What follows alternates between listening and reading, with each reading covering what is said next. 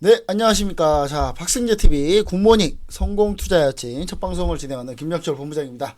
자, 우리 굿모닝 성공투자의 아침에서는요, 매일 아침 6시에서 7시까지 저 포함해서 이제 다양한 박승재TV의 전문가분들이 나오셔가지고요, 시황 분석, 그 다음에 업종 분석, 그 다음에 종목 분석, 그리고 주식 투자에 관련된 이 교육들을 좀 진행을 하려고 하는데요.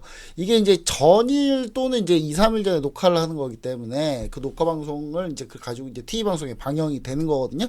그래서 이제 생방송이 아니라는 점 한번 감안해 주시면 좋을 것 같습니다.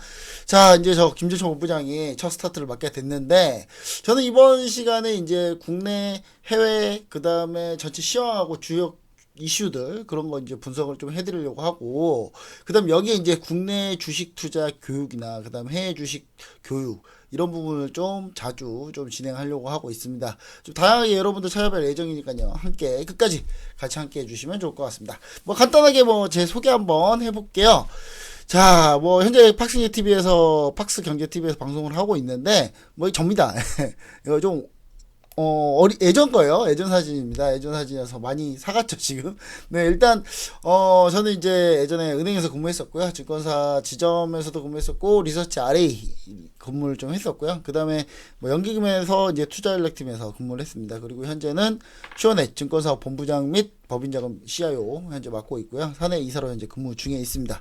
자, 그리고 뭐 방송은 뭐 한 10년째 하고 있는데, 뭐 H경제TV 뭐 여러분 잘 알고 계시는 뭐 그 거기 맞아요. 그리고 S사, 뭐 M사, E사, 그다음에 S경제TV 뭐 다양하게 뭐 여러분 웬만하면 거의 아는 경제 방송도 거의 대부분 한 번씩 나온 것 같아요. 제가 안 해본 게 다른 M사가 하나 있어요. 또 다른 M사. 그 M사 하나 안 해봤고요. 나머지는 뭐 한 번씩 다 한 번씩 해봤던 것 같습니다. 자, 그 다음에 현재 지금 박스은재 TV에서 방송 패널로 현재 진행을 하고 있습니다. 자, 그리고 제가 S사 했었을 때, 그때 투자데이를 했었어요. 생방송 투자데이를 했었는데, 그때 이제 종목 수익률 한번 1위를 한 적이 있습니다. 제가, 투자데이 그렇게 많이 안 나가거든요. 많이 안 나가는데, 이상하게 나갈 때마다 성적이 좋더라고요. 예, 이거 사실, 제가 워낙 기본적 분석하고 뭐, 밸류에이션 이쪽만 한다. 그런 얘기들이 너무 많아가지고 제가 그때 S사 주식 챔피언스 리그 여기 나갔을 때 제가 기술적으로 좀 많이 해봤거든요. 근데 이상하게 수익률이 더 좋더라고요. 네, 그때 한번 좀 1위를 했었고요. 그 다음에 뭐 자격증이라고 하면은 뭐 증권 투자 상담사, 파생상품 투자 상담사, 투자자산운용사, 뭐 증권 분석사, 예, 뭐 다양하게 했습니다. 근데 뭐 대부분 대학생 때 대부분 땄던 거고요. 그다음 CFA 레벨 1까지는 했었고요. 레벨 2부터는 못하겠더라고요. 너무 힘들어가지고 이게 이제 CFA라는 자격증이 이제 좀 국제 재무분석사라는 자격증인데 일단 영어로 시험 봐요. 그래서 예, 영어가 이제 도저히 안 됩니다. 안 돼서 예, 쉽지가 않습니다. 이거는 뭐 레벨 3까지 있는데 레벨 3까지 패스하면 뭐 인생은 뭐 다 끝나게 됩니다. 네. 증권 쪽에서 최고로 치는 자격증이라고 보시면 좋을 것 같아요. 자, 그리고 뭐 이거는 이제 제가 뭐라 그럴까 그냥 뭐 요즘에 경력을 대부분 이상하게 막 하시는 분들 너무 많아서 물론 박승재 TV는 그런 분이 없습니다만은 예, 그래서 그냥 증명서까지 이렇게 개인정보는 다 가렸어요. 예, 제가 개인정보는 다 가렸으니까 예, 보시면 좋을 것 같고 그 다음에 뭐 이렇게 예, 제가 참 친절합니다. 예, 이거 은행에 있을 때 예, CS 우수직원으로 상 받았던 예, 커스터머 세티스팩션이라 그래가지고 예, CS 제가 응대를 좀 잘해가지고요. 예, 뭐 상 받은 적이 있습니다. 근데 뭐 사실 뭐 이런 것들을 굳이 증명을 해야 된다는 게 좀 참 아이러니한데 어쩔 수 없습니다. 요즘 세상은 예, 쉽진 않아요. 그래서 시청자 여러분들이 항상 경력을 항상 검증해보고 하시면 좋을 것 같고요. 뭐 그 다음에 뭐 저 같은 경우는 뭐 그냥 뭐 금융투자협회 인력으로 그냥 검색하면 다 나오기 때문에 예, 뭐 크게 뭐 저에 대한 의심은 없을 거라고 생각합니다. 자, 그리고 이거는 이제 S사 그 투자대에 했었을 때인데요. 현재 보시면 아시겠지만 이때 한 131% 정도 수익을 한번 종목 수익률 한번 거둔 적이 있고 전체에 한번 1위를 한 적이 있는데 요때는 이제 사실 이게 대선 테마주예요. 대선 테마주인데 원래 제가 가장 유명한 게 제가 밸류에이션 분석, 가치주 분석 뭐 이런 거거든요. 근데 성장주도 가치주와 성장주를 같이 하는 그런 종목들 위주로 했었는데 제가 한번 대서테마주로 한번 도전해서 그때 한번 크게 수익을 냈던 그런 적이 있었습니다. 자, 그래서 오늘 이제 좀 여러분들한테 좀 소개시켜 드릴 방송 내용은 뭐냐면, 최근에 이제 시청자 여러분들이 가장 힘들어 하실 그런 부분들을 좀 많이 좀 얘기를 좀 드리려고 하는데, 저는 일단 한 4가지 카테고리에서 방송을 하려고 합니다. 먼저 첫 번째는 국내외 증시 시황 이슈 분석. 이거 하나 카테고리 하나 잡고요. 그 다음에 국내 주식 왕초보 교육. 요거 하나 가려고 합니다. 심화 교육은 나중에 또 추가적으로 또 해드릴 거예요. 근데 왕초보 교육 우리 시청자 여러분들 보시면은 아마 내가 저런 걸 모르고 투자를 했었구나 라는 생각 100% 듭니다. 100% 100% 들어요. 이거 제가 커리큘럼이 사실 다 있어요. 다 있는데 이 커리큘럼을 제가 한번 보여드리고 싶긴 한데, 이 커리큘럼이 사실 처음에 1강이 주식 투자란 무엇인가 뭐 이런 거 시작하는데, 시청자 여러분 대부분 개념을 잘 못 잡아요. 그 다음에 이 개념 잡는 거 제대로 한번 해드릴 거고, 나중에는 그 다음에 각 금융기관이 하는 일, 여러분들 금융기관 하는 일 의외로 모르시거든요. 그래서 증권 쪽 메커니즘 어떻게 돌아가는지 그런 부분들 한번 교육을 쭉 한번 해드릴 거고, 나머지는 뭐 경기순환, 기본적 분석, 기술적 분석 이렇게 쭉 해드릴 예정입니다. 여러분 이거 보시면 아마 좀 주식 좀 많이 해보셨던 분도 다 새로울 거예요. 왕초보 교육이라고 너무 또 무시하면 안 됩니다. 그리고 해외 주식, 요즘에 해외 주식 좀 뜨겁죠. 왜냐면 국내 증시가 미국장보다 더 못 가요. 지금 미국 신고가인데 우리나라 지금 뭐 하고 있습니까? 지금. 근데 이제 지금 제가 봤을 때는 해외 주식 왕초보 교육도 한번 같이 한번 해보시면 좋을 것 같은데, 제가 박승재 TV 다른 프로그램에서 이제 한밤에 기막힌 투자 뭐 이런 데서 제가 해외 주식을 많이 추천했었어요. 근데 물론 수익률이 상당히 좋은 종목도 많이 있습니다. 근데 물론 안 좋은 종목도 있긴 한데 뭐 저희가 트레이딩을 워낙 잘 했기 때문에 크게 문제는 없었고요. 오히려 해외 주식 쪽이 수익률이 좀 더 좋았어요. 좋았는데 해외 주식을 좀 반드시 좀 우리 시청자 여러분들이 알 필요가 있다는 건 뭐냐면, 이게 해외 주식뿐만 아니라 해외 ETF랑 해외 ETN 같은 것도 같이 할 수 있거든요. 이런 것들은 이제 주식시장이 하락을 했을 때 상당히 좀 유용하게 쓸 수 있다, 이렇게 보시면 좋을 것 같습니다. 지금 현재 시간이 지금 5월 17일 아침인데요. 우리 시청자 여러분들이 지난주 초반에 좀 힘들었잖아요. 주가 지수가 많이 밀려가지고. 그럴 때 이제 지난주에 미국 빅스 지수가 급등을 했었어요. 급등을 했는데 빅스로 만든 ETF, ETN도 있어요. 근데 그 ETF, ETN 같은 경우는 우리 시청자 여러분들이 아주 정말 멋있게 변동성 크게 움직이는 상품들이거든요. 그런 상품들은 주식 투자하면서 약간 좀 심심하다 하시면 그런 것까지 충분히 할 수 있기 때문에 해외 주식이 그만큼 중요합니다. 그래서 해외 주식은 그냥 일반적으로 WM이나 웨이스트 매니지먼트, 갑자기 생각이 안 나가지고 폐기물 업체 아니면 애플, 우리가 흔히 하는 애플 이런 종목들, 아마존, 구글 이런 것뿐만 아니라 또 아까 얘기했던 웨이스트 매니지먼트나 아니면은 PVH 같은 그런 종목들, 최근에 신고가 달리는 종목들이거든요. 이런 종목들, 여러분이 잘 모르는 종목들까지 제가 자세히 알려드리니까 그런 거 좀 같이 보시면 좋을 것 같고요. 중국 주식도 합니다. 중국 주식도 하고요.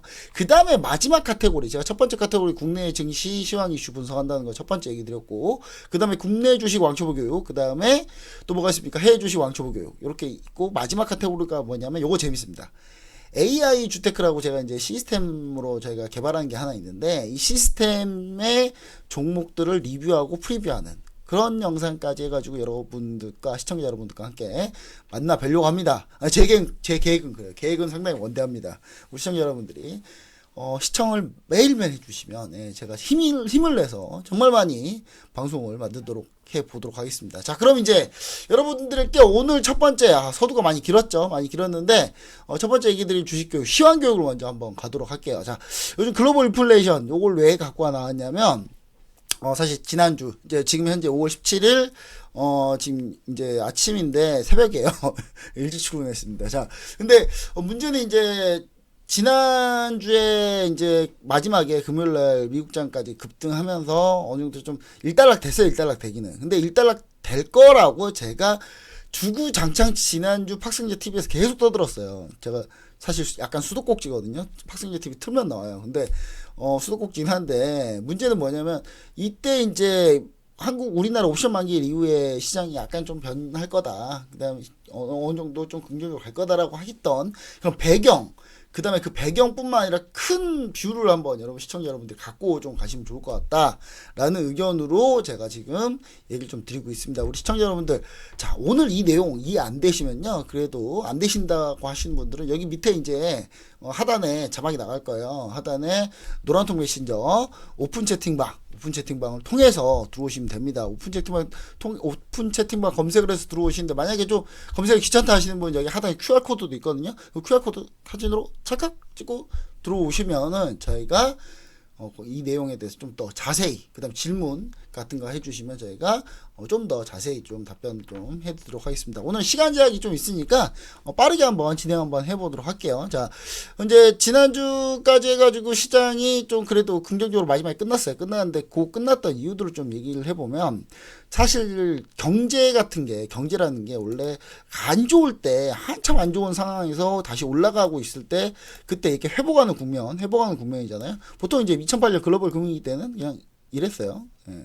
이렇게 와서 이렇게 해보겠다가 다시 박스권을 그렸는데, 지금 이제 단계는 코로나 팬데믹 때 V자 반등하고 계속 그냥 올랐죠. 계속 오른 상태인데, 문제는 이제 이 다음에 더 오를 것이냐, 이게 제일 중요하겠죠. 그래야 뒤늦게 주식 투자 뛰어드신 분들 뭐라도 건지죠. 그쵸? 예, 그래서 저는 그런 부분에 대해서 시청자 여러분들께 시장 뷰를 좀 얘기 드리고 싶은 게 좀 있습니다. 지금 이제 보통 시장이 크게 코로나 팬데믹 때 급락을 했을 때 우리가 금리를 급격하게 내립니다. 금리를 뭐 급격하게 내린 수준이 아니라 그냥 바로 빵% 만들어 버리죠. 예, 미국도 마찬가지고, 예, 그냥 빵% 만들어 버렸어요. 예, 금리를 R이라고 써요. 예, R이라고 쓴 겁니다, 이거. 예, 그리고 이제 이렇게 금리를 급격하게 내려버리는 상황이 오는데, 지금 이제 사실 이제 반등이 꽤 많이 나온 상태예요. 근데 그럼에도 불구하고 시장은 계속 돈을 풀고 있죠. 유동성을 늘리고 있습니다. 돈을 풀고 있는데, 이렇게 돈을 풀고 있을 때 이 돈을 계속 풀다가 보면 무슨 일이 생기냐면,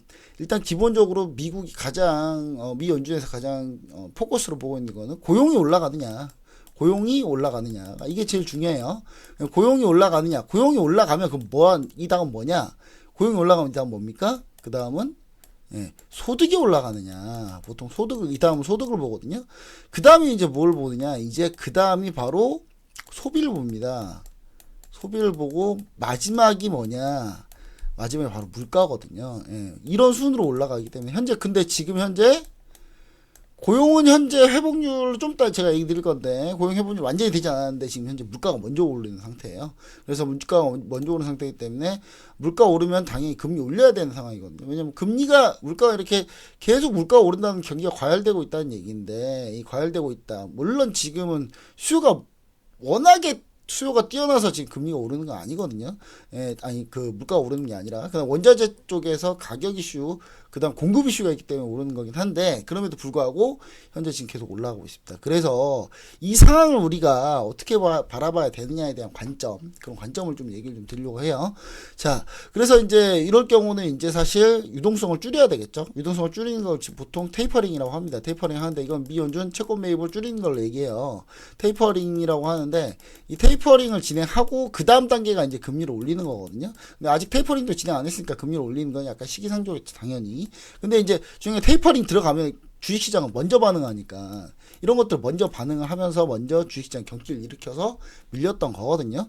그래서 우리 시청자 여러분들도 봤을 때 지금 그렇게 해서 밀렸던 거고요. 그래서 제가 이제 좀 얘기를 좀 드리고 싶은 거는, 미 증시하고 미 국고채 10년물 금리를 기대 인플레이션, BEI라고 하는 이 기대 인플레이션으로 봤을 때, 이렇게 봤을 때 현재 지금 S&P 500 같은 경우 밀렸을 때 지금 살짝 다시 반등 나왔죠.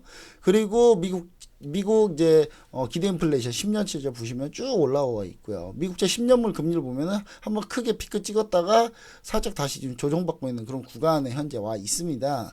자, 현재 이제 그리고 미국 이제 글로벌 인플레이션 상황을 보면은, 미국 실업률 같은 경우는 현재 지금 완벽하게 회복되고 있지는 않아요. 왜냐하면 보시면 아시겠지만 이게 미국 실업률인데, 미국 실업률 크게 올라갔다가 예전 고용 수준까지는 아직 멀었죠. 여러분 보시면 아시겠지만 멀었잖아요. 그렇죠? 예, 시간당 임금 상승률은 확 떨어진 상태고, 그 다음에 미국 신규 실업수당 초과 건수 역시 마찬가지로 아주 적었던, 예, 트럼프가 매일 트윗 넓혀서 이거 다 내가 잘해서 그런 거다 하면서 막 했던 그 시기보다는 좀 아니죠. 예, 좀 아닌 겁니다 이제. 그래서 제가 봤을 때는 이런 부분들까지 봤을 때는 어느 정도 현재 완벽하게 고용이 회복되지 않은 상태다. 자, 근데 이제 우리가 시점을 어떻게 상황을 봐야 되냐면, 과거 글로벌 금융위기 때 3차 양적 완화, QE, 그러니까 퀀터티브 이징이라고 하는 이거를 이제 진행을 했었어요. 그러니까 돈을 막 풀었다는 거죠. 근데 미 연준이 2014년 1월부터 테이퍼링이 시작했는데, 이때 상황은 어땠냐면 2014년 때는 물가가 1%대였고 고용 90%를 회복했을 상태입니다. 근데 지금은 어때요? 미국 고용이 회복이 현재 65%까지밖에 안 돼 있어요. 근데 먼저 물가가 반응한 거죠. 원래 미 연준이라는 중앙은행, 각 나라의 중앙은행이라는 조직은 원래 물가를 잡기 위해서 만든, 예, 인플레이션 파이터예요 원래는. 근데 문제는 지금 중앙은행들이 포커스로 맞추는 거는 인플레이션보다 경제 성장률에 포커스를 먼저 맞추거든요. 근데 현재 지금 시장금리가 먼저 반응한 그런 상황인데, 그럼 결국은 어떻게 되냐?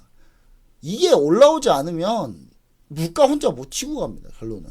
예. 결론은 못 치고 간다는 거죠. 근데 치고 가는, 물론 우상향할 수 있습니다. 완만하게 추가적으로 지금 급격하게 올라갔다가 다시 완만하게 갈 가능성이 있는데, 지난주 금요일날 지표 미국 소매 판매 나왔는데 예상보다 부진했죠. 부진하면서 이제 인플레이션이 급격하게 가는 거 아니야, 물가가 많이 오르면 인플레이션 오르면 뭘 해야 된다고요? 그걸 잡으려면 유동성을 회수하거나 금리를 올려야 돼요. 이제 그런데 소매 판매가 부진했기 때문에 아직 물가까지 올라가는 거는 아직 현재 이 시나리오 가는 게 아니구나. 지금 소비가 완연하게 다들 좋아가지고 물가가 올라가는 게 아니구나라는 걸 다시 미국 증시에서 그 부분을 확인했다. 이렇게 보시면 좋을 것 같습니다. 자, 그리고 막상 금리가 오르더라도 우리 시청자 여러분들, 큰 그림은 절대 큰 그림을 놓치면 안 되는데, 자, 보시면 아시겠습니다만은 금리가 오르더라도 큰 문제는 없어요. 예. 금리 인상을 왜 합니까? 금리 인상을 시장이 좋으니까 하는 거예요. 예, 과열되니까 금리 인상하는 거거든요. 자, 보시면 아시겠지만 이거 2004년부터 카드 사태 끝나고 나서 우리나라 코스피 지수 상승률이에요. 이때 왕창 올랐죠? 지금 차트를 이렇게 지금 3,200까지 넓혀놓고 보니까 이게 얼마 안 오른 것 같지만, 이때 당시에는 이때가 신고가였어요. 근데 지금 이때 당시에 금리 계속 올렸거든요. 과열돼서 금리가 계속 올렸어요. 미국도 마찬가지로 우리나라 계속 금리 올리고 있을 때였어요. 예. 즉 금리를 올리는 거는 시장에 악재다 호재다. 예. 단기적으로 악재일 수 있어요. 단기적으로 흔들릴 수 있어요. 단기적으로 급격하게 금리가 오르거나 급격하게 물가가 오르면, 급격하게 물가가 오르면 그 물가를 잡으려고 금리 올려야 되니까. 근데 지금 현재 상황 이렇게 쭉 결론적으로 뒤돌아와서 보면은 좋더라. 좋더라죠. 그쵸? 예. 자, 그리고 이때가 이제 2008년 글로벌 금융이 망가지고 다시 한번 올라왔을 때, 우리나라가 이때 이제 다시 금리 인상을 하는데, 이때가 이제 한국은행 김중수 총재님 계실 때죠. 예. 김중수 총재님 계실 때인데, 이때 이제 금리를 몇 번 올리긴 했어요. 더 올렸어야 되는데, 사실. 예, 김일수 총재님이 이상하게 때 한국은행이 원래 의무 중에 뭐가 있냐면 예측 가능성, 시장의 예측 가능성을 제시해줘야 되는데 전혀 제시를 안 해주셨어요. 네. 6개월 연속 반대로 하셨어요. 예, 그래가지고 그때 채권 매니저들, 여의도의 채권 매니저들, 여의도 술집 가면 채권 매니저들밖에 없었어요. 예, 다 열받았고 술 먹는 채권 매니저들밖에 없었는데, 그때 왜 그랬는지 모르겠습니다. 한국은행이 뭐 여튼 그랬어요. 예, 근데 이분이 나중에 이주열 총재님으로 바뀌셨는데, 그때 박근혜 정부 때 이주열 총재님으로 바뀌셨을 때, 한은의 독립성을 보장해줘야 된다, 뭐 이런 얘기 하시더라고요. 전 좀 동의를 못하겠습니다. 이분이 그런 얘기하는 건 동의 못하겠어요. 저는. 예. 김준수 총재님이 얘기했을 때는. 예. 지금 이주열 총재님은 뭐 크게 문제는 없으십니다. 자, 그리고 현재 보시면 아시겠지만 여기 이제 이 구간이 금리 인상 시기였는데, 이 금리 인상 시기 때도 결국 어떻게 됐냐? 주가는 갔어요. 예. 예. 그러다 금리 인상하려다가 뭐 때문에 이제 추가로 못했냐면, 유럽에서 이제 피그수가 위기가 나오면서 이제 좀 그러면서 금리 인상 확 들어갔어요. 예. 확 들어갔고 유럽이 회복을 못하니까. 예. 그러면서 쭉 갔었고, 그다음 또 금리 인상 시기가 요때인데, 이때 문재인 정부 막 들어섰을 때랑 요때거든요. 자, 보시면 아시겠지만, 예. 이때가 이제 미국도 금리 인상 시기죠. 미국이 공격적으로 금리 인상했던 시기예요. 지금 보시면 아시겠지만 트럼프 대통령이 파월 연준의장하고 지가 임명해놨더니 오히려 자기가 임명했는데 예, 말 안 듣고 계속 금리 올린다 하면서 근데 파월 의장이 그렇게 말 안 들은 것 같진 않은데 예, 본인은 하는 중립성 얘기하는데 결국 트럼프 대통령이 해달라는 거 다 해준 것 같은데 제 생각은 그래요. 근데 결론적으로는 그렇게 되면서도 국내 증시는 올랐다. 예. 오르고 조금 내려가고 요걸 반복했고 미 증시는 계속 상승을 했었죠, 그렇죠? 예, 했었습니다.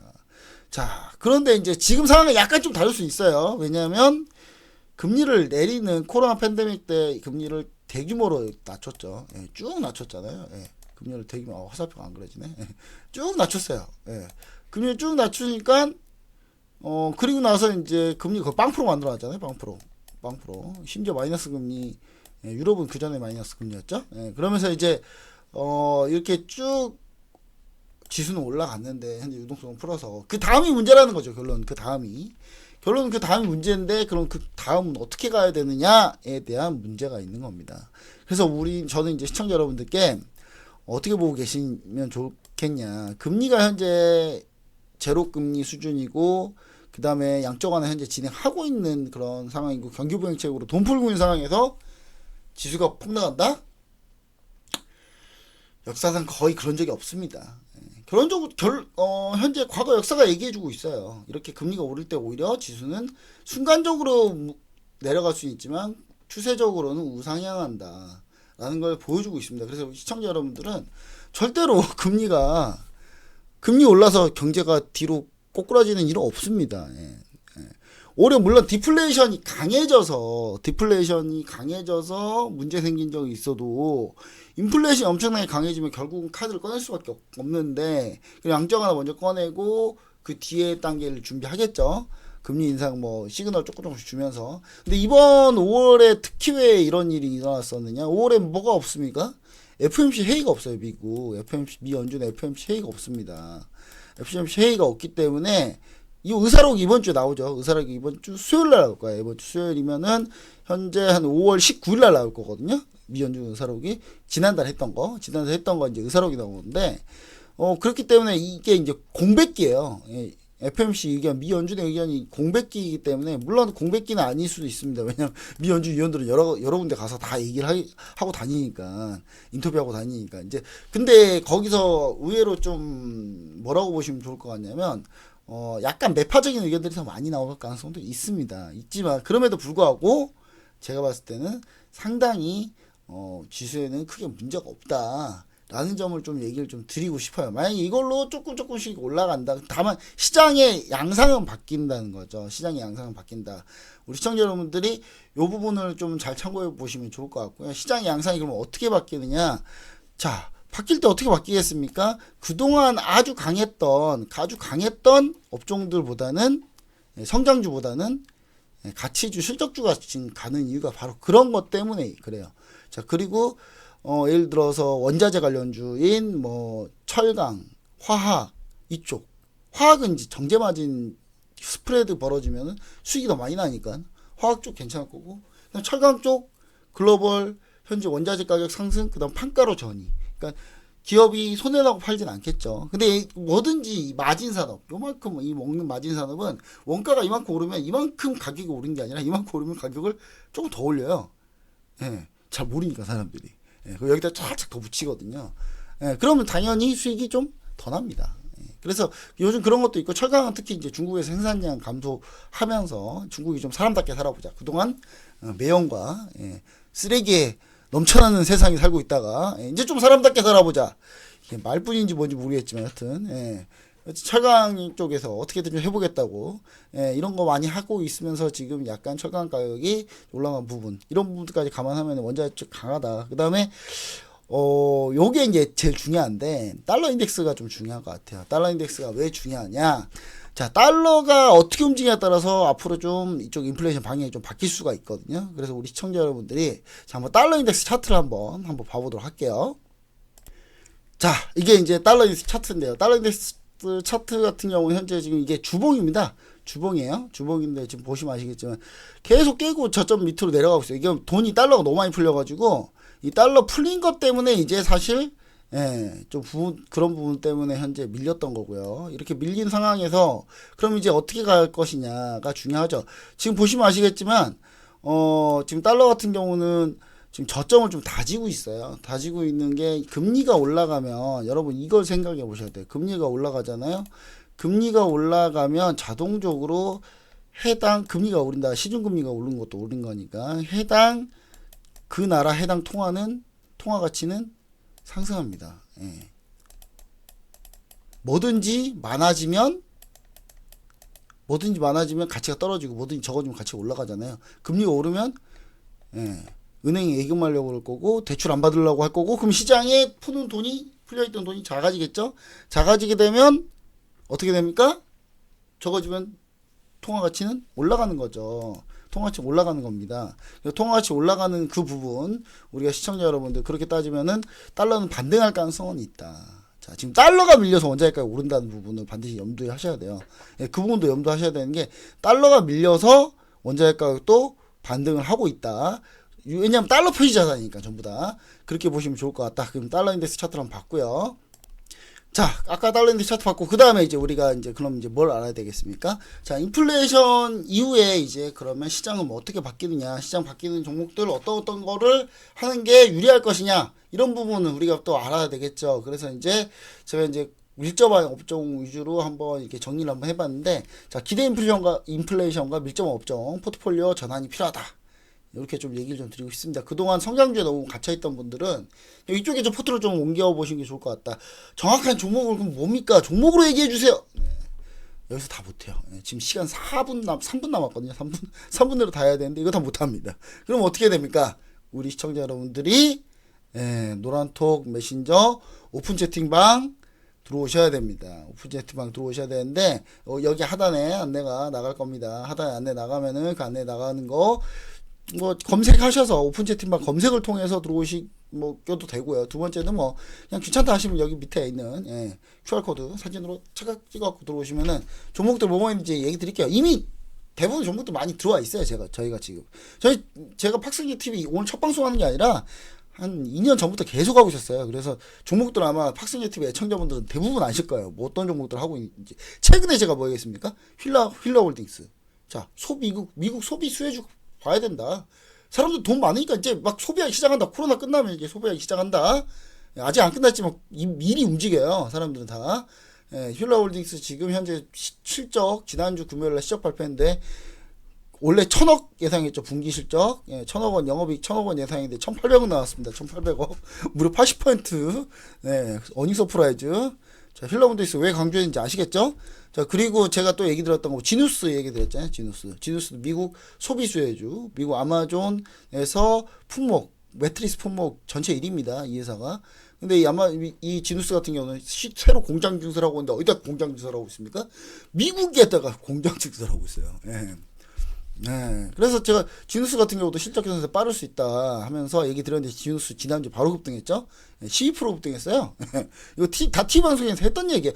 TV방송에서 심지어 대놓고 추천했던 종목이에요. 전부 다 추천했던 종목이니까 보시면 좋을 것 같다. 자, 그건 나중에 그렇게 보시고, 자, 그럼 기대 인플레이션과 밀접 업종 전환을 한번 볼게요. 자, 예전에 과거에 봤을 때 이제 기대 인플레이션하고 코스피 업종 상관지수 관계를 좀 봤을 때는 디스플레이나 은행, 상사, 소매 이쪽이 강했는데 디스플레이는 좀 이쪽 IT 쪽으로 좀 최근에 안 좋았었기 때문에 일단 요건 제외하더라도 은행, 상사, 소매, 조선, 기계, 운송 지금 뭡니까 다? 지금 다 강한 업종이에요. 다 강한 업종. 이미 10년 데이터가 얘기해주고 있다는 거예요. 그리고 한국 기대 인플레이션 10년어치하고 코스피 업종 상관관계를 좀 따지고 봤을 때도 기계, 조선, 철강, 건설, 운송, 소매 보이시죠? 그러니까 이런 거 위주로 우리가 반드시 봐야 된다. 실적주, 굴뚝주 위주로 지금 현재 봐야 될 타이밍이에요. 컨택트 관련주들 때문에. 자, 그래서 요거 한번 보시면 좋을 것 같은데, 자, 전반적으로 한번 차트로도 한번 얘기해 볼게요. 제가 이게 지누스인데, 지누스 제가 지난주에 한 요때 얘기 드렸어요. 10일날 얘기 드렸고, 11일날도 얘기 드렸는데, 그 뒤로 급등한 상태고, 현재 지누스 같은 경우는 매트리스 판매하는 회사고, 우리나라 제2의 이케아를 아시아의 이케아 라고 현재 불리는 종목입니다. 이 종목도 우리 시청자 여러분들 반드시 같이 보시면 좋을 것 같고, 전반적으로 뭐 힐러홀딩스도 마찬가지입니다. 힐러홀딩스 마찬가지인데 전반적으로 우리 시청자 여러분들 자세한 종목들 좀 더 알고 계시고 싶으신 분들은요, 반드시 노란통 메신저 오픈 채팅방 함께 해주시면 좋을 것 같고요. 휠러홀딩스도 그 전에부터 제가 꾸준히 얘기했던 종목인데 이제 뭐 이제 급등하고 있고 실적도 잘 나왔죠. 오늘 17일인데 17일날 급등할 가능성도 있습니다. 우리 시청자 여러분들 반드시 이런 종목들, 자 노란통 메신저 빨리 들어오셔가지고 나머지 계속 함께 하시면 좋을 것 같습니다. 저는 잠시 쉬고 좀 이따 다시 돌아오도록 하겠습니다.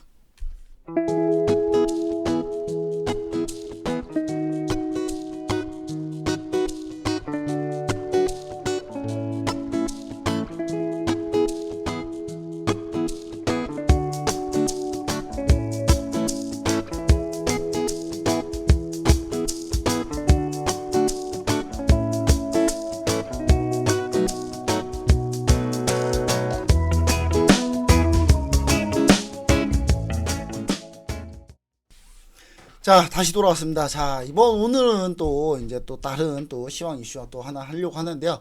자 이번 주 금요일이죠. 이번 주 금요일 21일날 5월 21일날 뭐가 있습니까? 한미 정상회담이 있죠. 한미 정상회담, 우리나라 문재인 대통령이 이제 방한을 하는데 그냥 가면 좀 그러니까 선물 보따리 한 2개를 들고 와요. 하나는 반도체 투자 이거 들고 가고, 나머지 하나는 현대차가 미국에 투자, 둘 다 미국에 투자하는 거 위주예요. 그래서 두 가지 선물 보따리를 들고 이제 가려고 하고 있는데, 미국에서 그러면 이제 뭔가 백신을 줄 거다 이런 생각이 있죠. 그래서 지난주에 나온 게 뭡니까? 삼성바이오로직스 CMO 모더나 백신 생산 얘기가 나온 게 이제 그것 때문이죠. 근데 이거를 엠바고 걸었을 텐데 모 경제방송사에서 대놓고 이거 보도해가지고 삼성바이오로직스가 뭐라 그랬습니까? 우리는 처음에 부인했죠. 전혀 사실무근이다 했다가 나중에 확인해 줄 수 없다. 그대로 바뀌었죠. 그러니까 하지 말라는 거 좀 하지 말지 도대체 왜? 이게 뭐 특종이라고 다 알고 있는데, 그쵸? 꼭 삼성바이오로직스가 꼭 마치 뭐 얘기 안 하는 뭐 나쁜 기업처럼 보이잖아요. 이게 오히려 더. 그러니까 이게 지금 현재 상황은 약간 그렇습니다. 그래서 이제 투자, 그러면서 이제 우리나라 K반도체를 하면서 이제 요거 투자 관련해서 얘기를 했었는데, 정부에서 이제 반도체 집중 육성하겠다라고 하면서 투자 계획을 발표했었죠.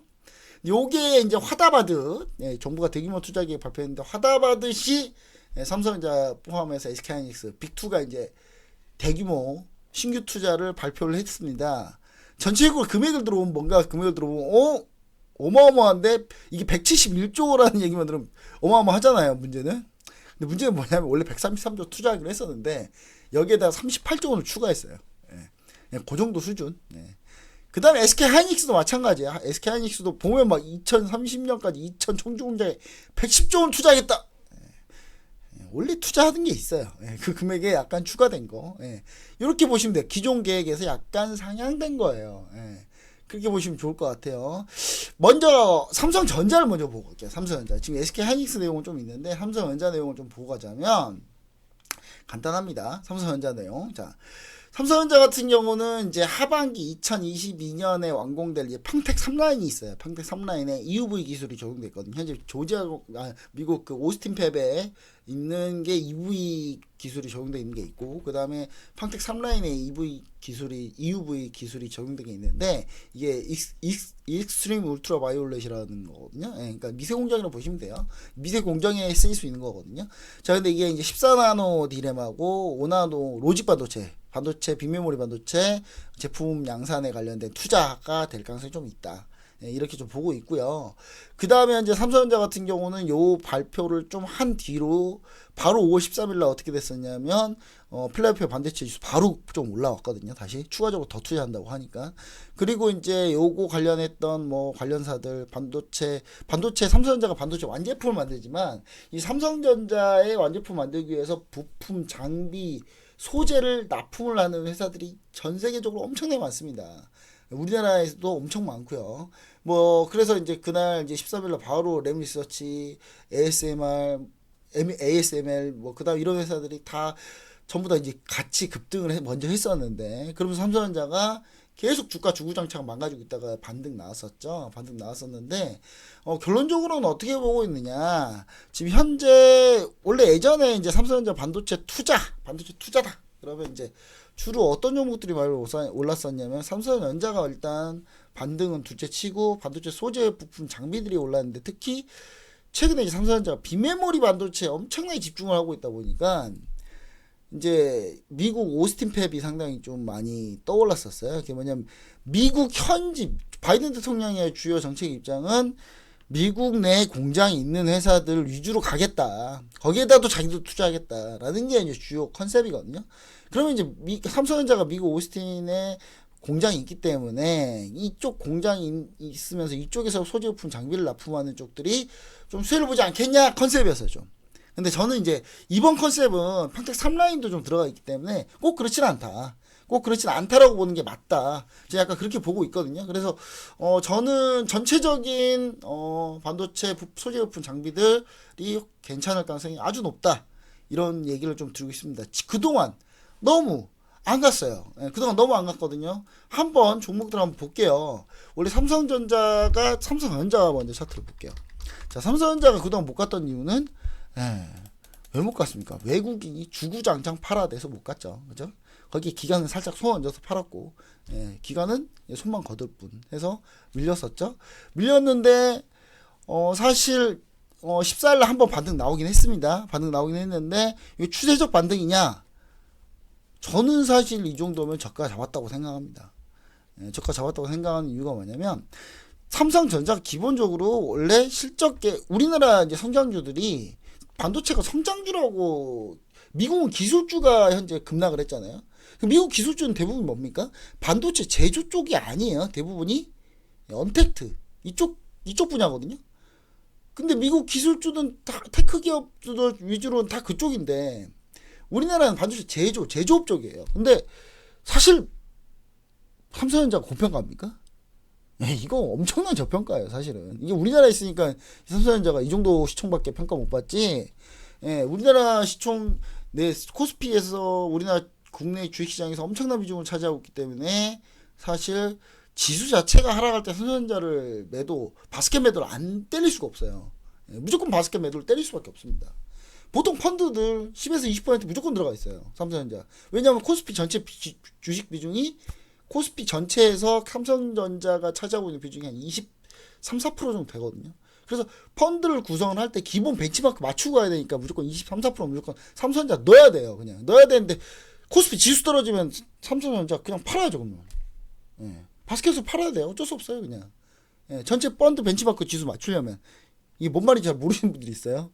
시청자 여러분 모를 수도 있습니다. 이거 펀드 매니저들 사이에서 쓰는 용어들인데 펀드를 구성할 때는 원래 벤치마크 지수가 있고 타겟 벤치마크 지수가 있고 그 벤치마크 지수를 그러니까 추적하는 그런 거를 펀딩 형식으로 만들고 그 다음에 수익률을 약간 비트하는 거를 몇몇 종목으로 하는 거거든요. 그러니까 주요 펀드를 구성할 때 주요 벤치마크 지수에 맞추기 위해서 비중 같은 경우를 거의 다 맞춰놓습니다. 맞춰놓고 일부 몇 개 종목을 수익률 비트하기 위해서 수익률 좀 높게 만들기 위해서 종목들 몇 개를 바꾸는 그렇게 작업을 하는 게 주요 펀드들, 공모펀드들이 대부분이 취하는 방식입니다.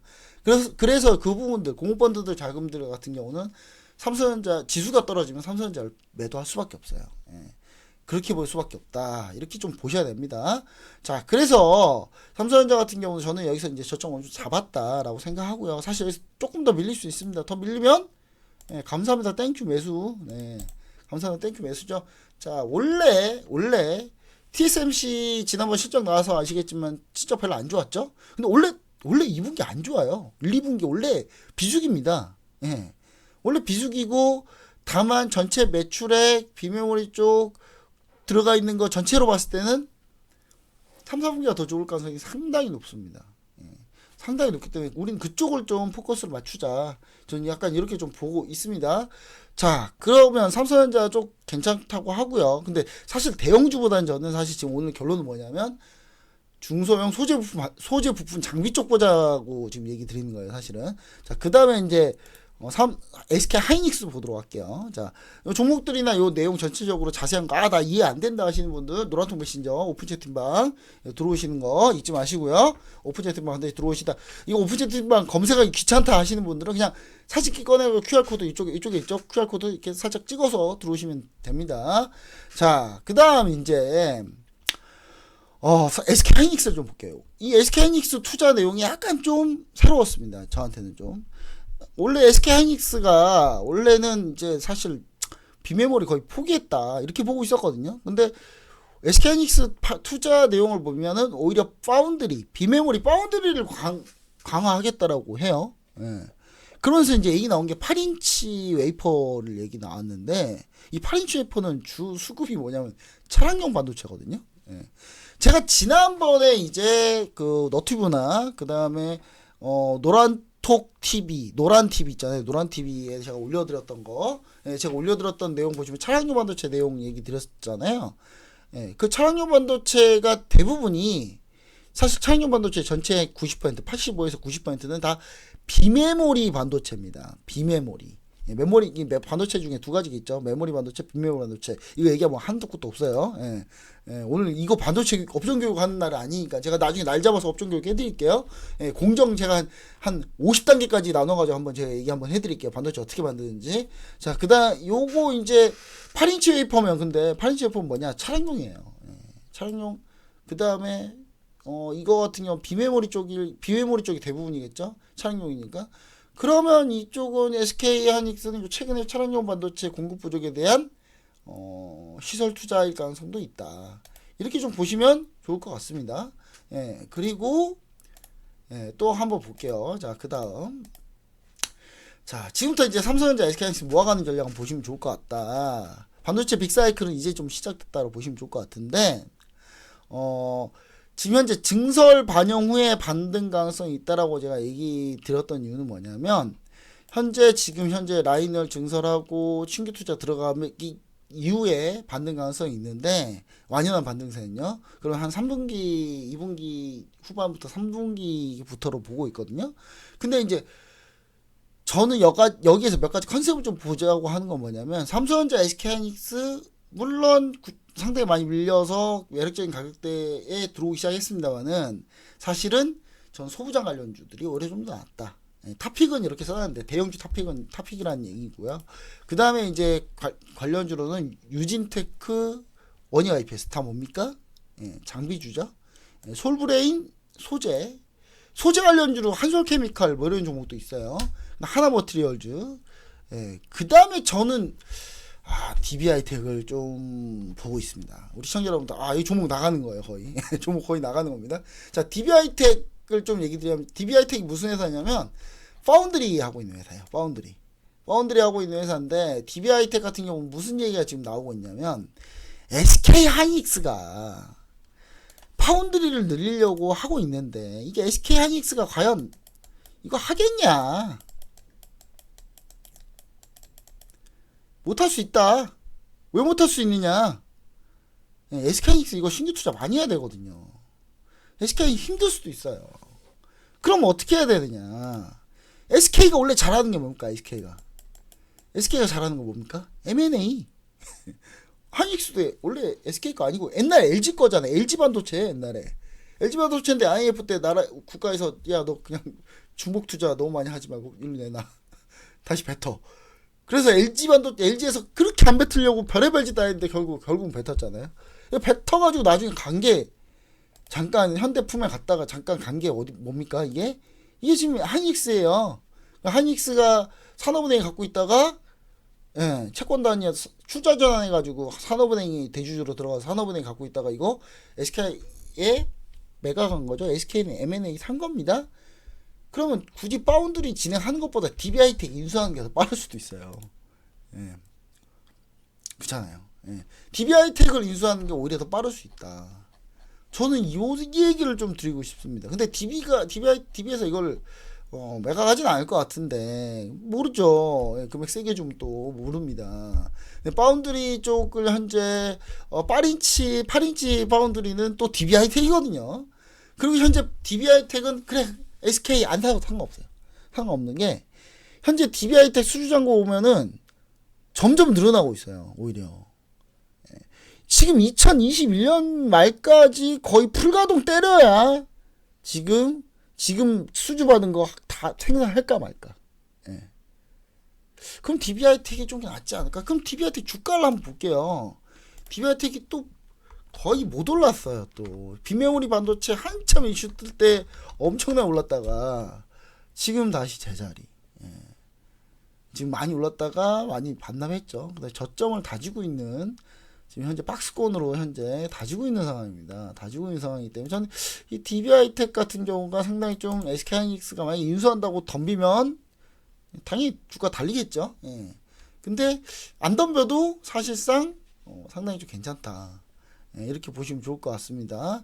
DB하이텍 같은 경우가 지금 현재 이거 한번 봐볼게요. DB하이텍이 우리가 뭘 보려고 하냐면 실적까지도 한번 같이 봐볼게요. 실적까지. 자, 실적까지 보시면 아시겠지만, 자, 이거 제이시케미칼이고요. DB하이텍으로 볼게요. 제이시케미칼도 제가 예전에 추천주예요. 갑자기 깨알자랑. 예, DB하이텍 보시면 아시겠지만, 자, DB하이텍이 조금 실적이 더 잘 나올 가능성이 있거든요. 이 예상치보다 더 잘 나올 가능성이 있습니다. 지금 현재. 예, 영업이 뭐 2,800억, 3,000억 얘기하는 데도 있고요. 현재 그럼 주가가 현재 2조 4천억이니까 현재 영업이 아까 2천억 가까이 됐었는데 2천억 넘는다고 치고 그럼 PR 10배? 12배? 예. 평균 업종 평균보다 싸요. 예. 업종 평균보다 현재 싼 상태입니다. 오히려 PSK나 뭐 다른 데들 뭐 이런 것들보다도 오히려 좀 더 낫다라는 얘기가 충분히 할 수 있습니다. 예. 물론 PSK도 현재 메모리, 비메모리 둘 다 괜찮습니다. 예, 둘 다 괜찮은 종목이에요. 예, 자, 이렇게 좀 보시면 좋을 것 같은데, 이런 식으로 소재 부품 장비 쪽을 우리가 좀 확대해서 좀 보자. 예, 그럼 소재 부품 장비 한두 개가 아니거든요. 지금 제가 최근에 수익 실현했던 우리 솔브레인 있었거든요. 솔브레인 같은 경우도 현재 다시 볼 수 있다, 이거. 예, 매도하고 다시 보게 생겼어요, 이거 지금. 솔브레인 예전에 100% 넘게 수익 내고, 다시 또 수익 내고, 또 그 다음 반등, 지금 현재 밀렸을 때 20일 이탈해가지고 매도했거든요. 수익 실현했거든요. 그러다가 이제 다시 또 매수 타이밍, 솔브레인 소재 쪽이죠. 이건 소재 쪽입니다. 소재 쪽이기 때문에 이쪽 소재 쪽을 보시면 좋을 것 같고요. 그 다음에 이제 나머지 종목들, 원익 IPS 다 이게 좀 오늘 이제 올라온 상태인데, 아직 이거 말고도 많이 있습니다. 많이 있으니까 우리 시청자 여러분들 노란통 메신저 오픈 채팅방 검색하셔가지고 꼭 함께 해주시고요. 그 다음에 노란통 오픈 채팅방, 노란통 메신저 오픈 채팅방 이거 검색해서 잘 모르겠다 하시는 분들은 사진 스마트폰 사진 꺼내가지고 사진으로 찰칵 찍어주시면 제가 나머지 종목도 쭉 정리해가지고 시청자 여러분들과 함께 꼭 좋은 성공 투자 할 수 있게 성공 투자 아침을 제가 밝혀드리도록 하겠습니다. 자, 오늘 방송은 여기까지 해서 마치도록 하겠습니다. 자, 상당히 좀 많이 방송을 많이 했는데 우리 시청자 여러분들 오늘 첫 방송인데 좀 부정한 점 많이 있었습니다. 저희는 좀 더 좋은 방송으로 저는 또 내일 또 다시 찾아뵐 것 같거든요. 내일 또 다른 내용으로 또 찾아뵙도록 하겠습니다. 우리 시청자 여러분들 내일 또 다시 보도록 하겠습니다. 감사합니다.